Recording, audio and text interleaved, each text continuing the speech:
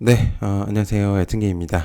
네, 챕터 3 세 번째 시간이고요. 저번 시간에서는 일단 거래량에 대해서 간단하게 좀 알아봤고, 종목에 대해서 한번 알아봤습니다. 이번 시간에는요, 다른 거는 없고, 음, 매물대하고 거래량에 대해서 좀 설명을 한번 드려보려고 합니다.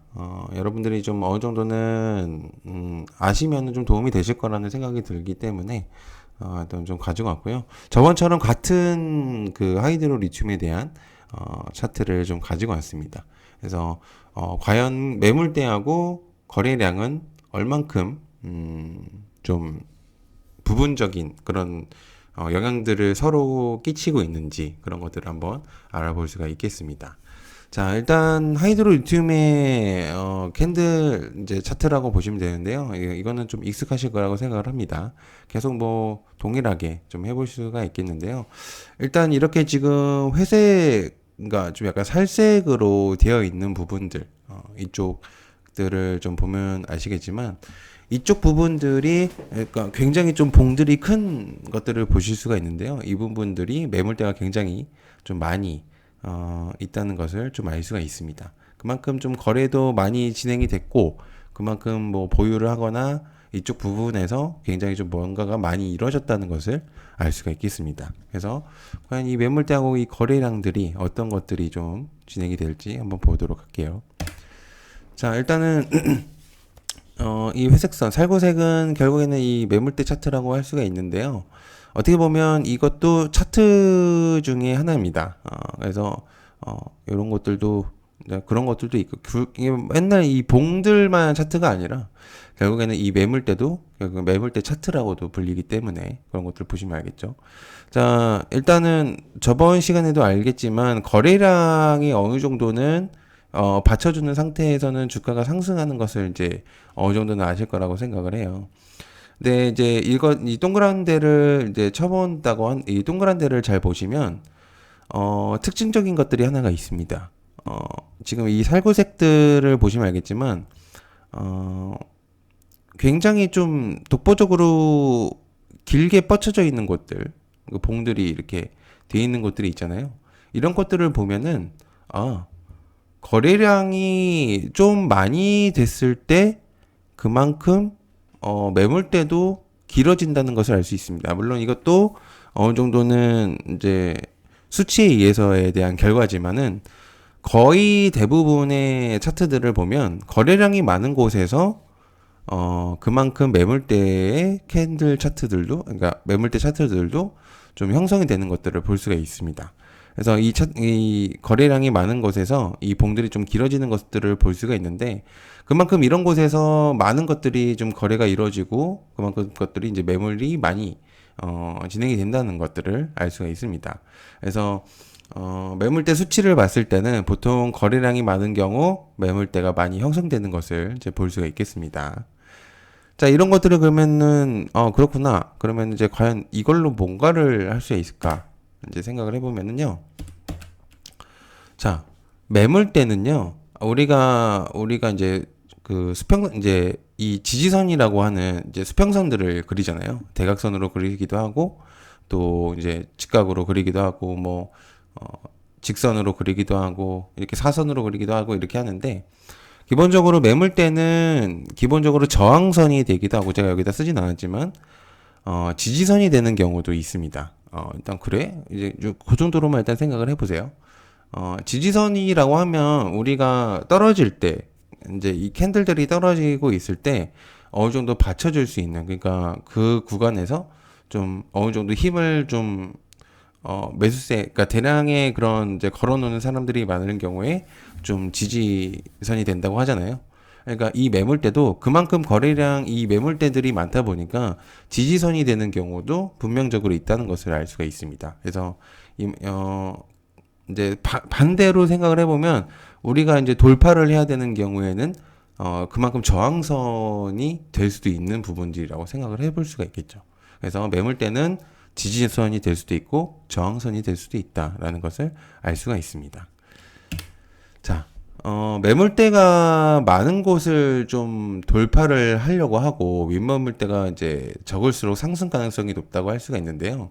그러니까 거래가 많은 곳에서는 그만큼 그러니까 이제 보유하고 있는 사람들 또 이제 이런 부분에서 굉장히 좀 여러 가지 활발히 활동되는 부분적인 곳들이 좀 많습니다. 여기서 이제 사진을 보시면 매물지 자체에서 보면 이쪽 구간, 그러니까 한 25,000원, 25,000원, 25,900원, 또 25,000 뭐, 24,000원, 23,000원 이런 부분대에서 굉장히 많은 곳들이 좀 이루어진다는 것을 볼 수가 있는데 확연하게 좀 보시면 알겠지만은 이쪽 부분에서 거래량이 좀 확실히 좀 많이 들어오고 여기는 이제 상승했었던 부분이라고 제외를 하고요.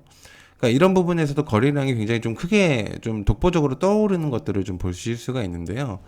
그러니까 얘네들이 아까도 얘기했지만 지지선이 될 수도 있고 저항선이 됐다고 할 수가 있잖아요. 만에 하나 이 매물대가 저항선이라고 생각을 해보세요. 이쪽 윗부분을. 이쪽 구간에서 좀 이 위에 때는 그러니까 25,900원, 그러니까 27,500원대 이쪽 때는 굉장히 매물대가 확연하게 적게 있다는 것을 알 수가 있잖아요.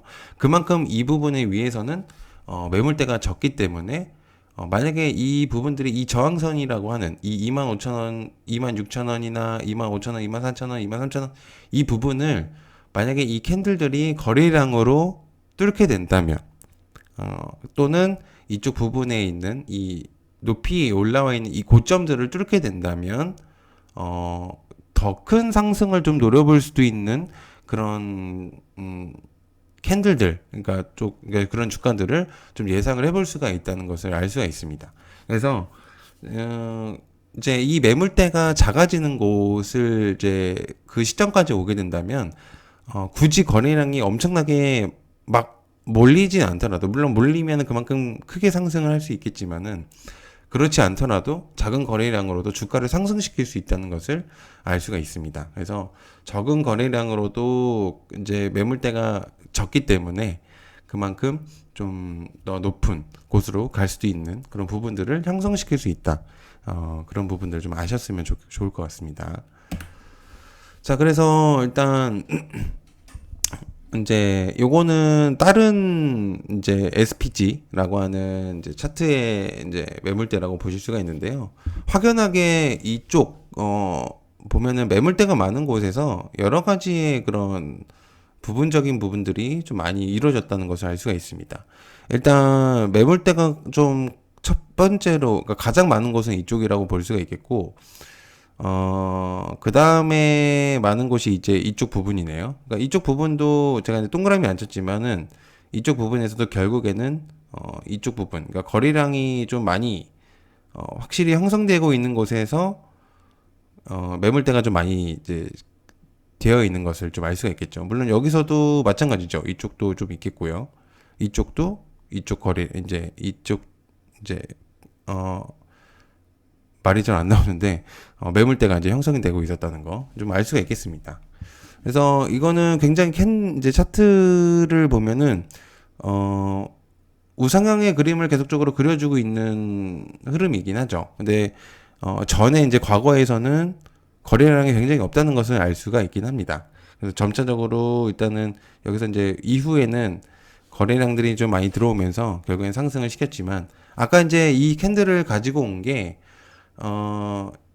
이 매물대를 그러니까 저항선이라고 하는 이 지지선이 되거나 저항선이 되거나 하는 이 구간에서 돌파를 하게 된다면 이 매물대에서 돌파를 하게 된다면 거래량이 굉장히 좀 많아지면은 그만큼 크게 상승을 하고 그 위에서는 확실히 매물대가 없는 것을 좀 볼 수가 있잖아요. 그래서 충분히 적은 거래량으로도 상승을 시킬 수 있는 그런 부분들이 생길 수 있다는 것을 이제 어느 정도는 아실 거라고 생각을 합니다.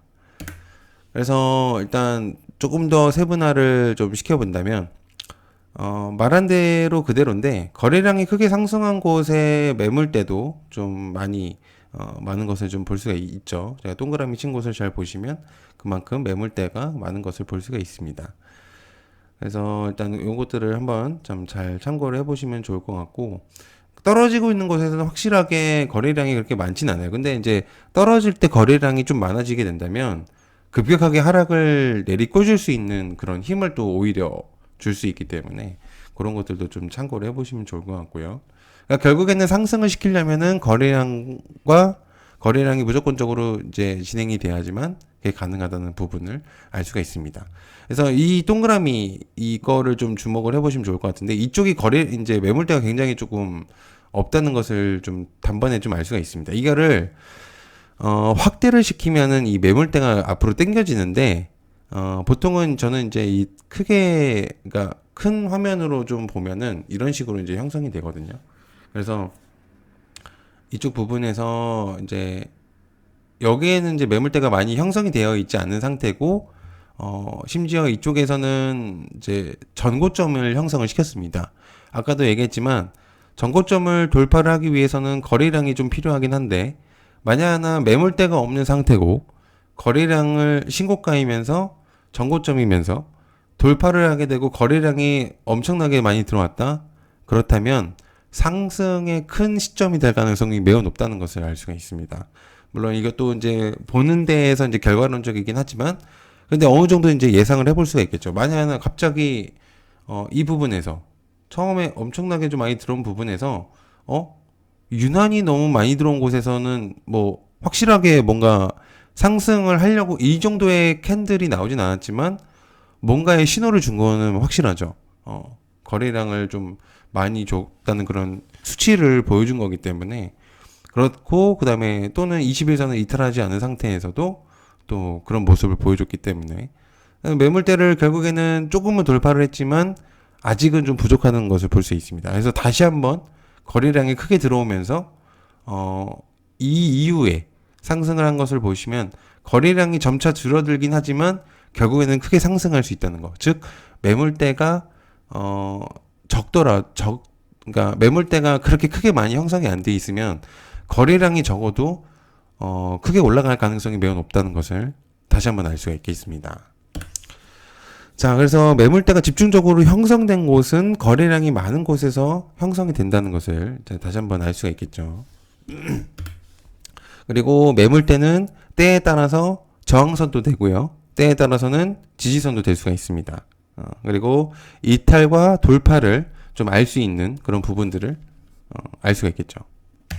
자, 그다음에 두꺼운 매물대를 좀 많이 형성되어 있는 것에서 돌파를 했다고 가정을 해본다고 한다면 윗 매물대가 적으면 적을수록 상승의 가능성을 좀 열어둘 수가 있겠습니다. 역시나 확률적인 부분이긴 하지만 결국에는 그래도 높은 확률로 가능성이 있다. 그래서 작은 거래량으로도 올릴 수 있는 확률이 높아진다는 것을 알 수가 있겠습니다. 그래서 거래량이 많아야 결국에는 매물대를 돌파할 수가 있다. 전고점이든 뭔가 이제 이 매물대가 형성되어 있는 곳이든 결국에는 거래량이 결국에는 힘을 줘야지만 올라갈 수 있다는 것을 알 수 있죠. 그래서 좀 약간 비례적인 그런 부분들이 생기는 것으로 볼 수가 있죠. 집중이 된 매물대에서 큰 하락이 왔고요. 거래량이 크게 상승했을 때는요. 단기 하락을 노리는 단타꾼들이 좀 매수했을 가능성이 높습니다. 이거는 제가 설명을 좀 안 한 것 같은데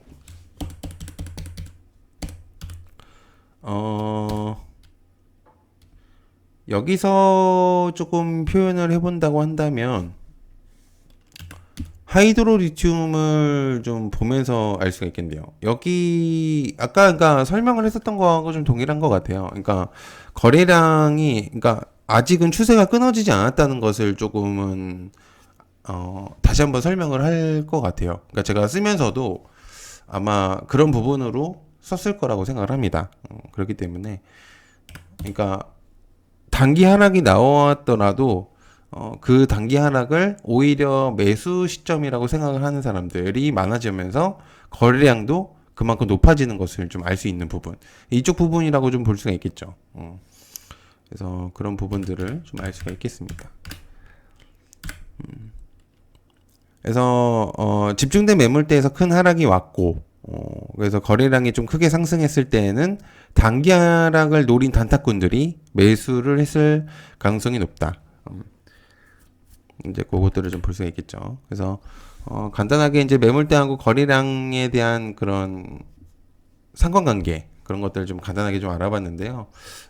분명적으로 매물대를 좀 많이 지표로 활용하시는 분들이 있는 걸로 알고 있습니다. 그래서 어, 그런 보조 지표들을 사용을 하신다면은 분명적으로 확률을 좀 높일 수 있기 때문에 보조 지표가 굉장히 많이 있는데 볼 것들은 저는 이 정도만 봐도 된다고 생각을 해요.